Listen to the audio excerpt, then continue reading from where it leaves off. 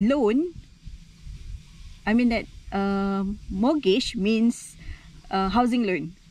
Okay, mortgage mean housing loan. So when they say that non-mortgage debt service ratio, non-mortgage refers to other loan, for example like car loans, for example. So car loans or hire purchase loan, it is not a mortgage, because mortgage is referring to housing loan per se. Okay, so this is one thing that you should take note.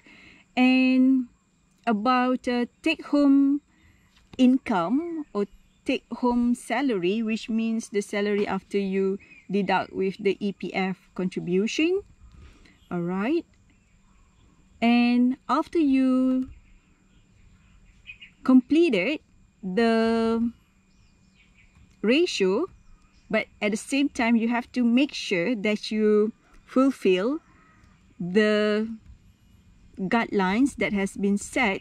Because if, for example, your clients are not having a healthy position in the financial matters, then it is also very difficult for you to give suggestions to your clients. So that's why in this task, as if that you have to look at and calculate the ratio, and at the same time you can go back to your fact finding sheet and you can change some of the information that fit with this situation in order to have a favorable ratio to show off that your client have a healthy position on the financial matters.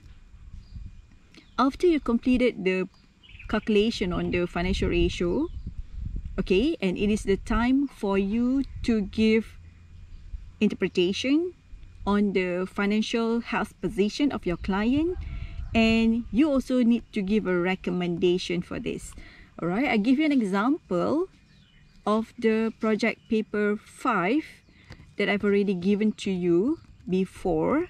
So as in this project paper 5, you can see this is the example of the structure that you have to follow. You need to have the current position or current situation, asset, liabilities, and net worth, asset, investment asset, personal use asset, okay, liabilities, long-term liabilities, net worth.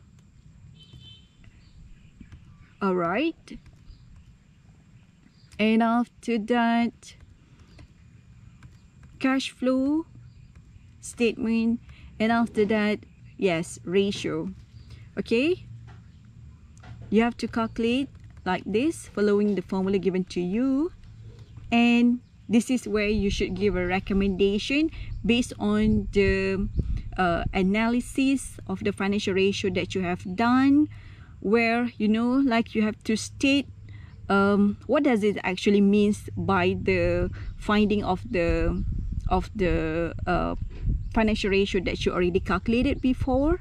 And after that, you need to give a recommendation whether it is healthy or not. If, for example, they have too much cash, that is also not good, because you should also give a recommendation for your client to invest in a stock or unit trust. That is one of the options that you have. If, for example, the situation is quite okay, it is within the range, then you should say in your recommendation that your client should maintain the current lifestyle of the expenses, for example.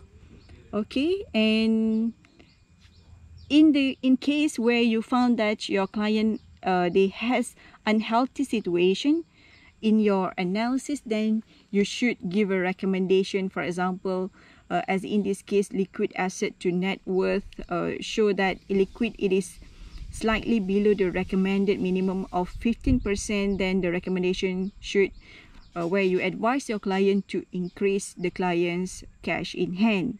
So as you look at these two examples, I hope that you can prepare the current situation based on the information you have in the fact-finding sheet.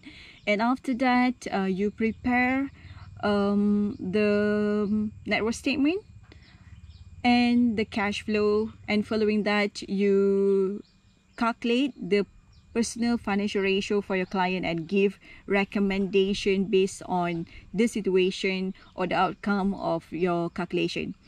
Okay, I hope that's all for this video. I know that you are in a difficult situation now. You are possibly has already spending lots of time inside the house, so please take a good care of yourself and try to manage your time wisely, and hopefully that inshallah we can pass through all of this situation very quickly. That's all for today. Assalamualaikum and bye bye.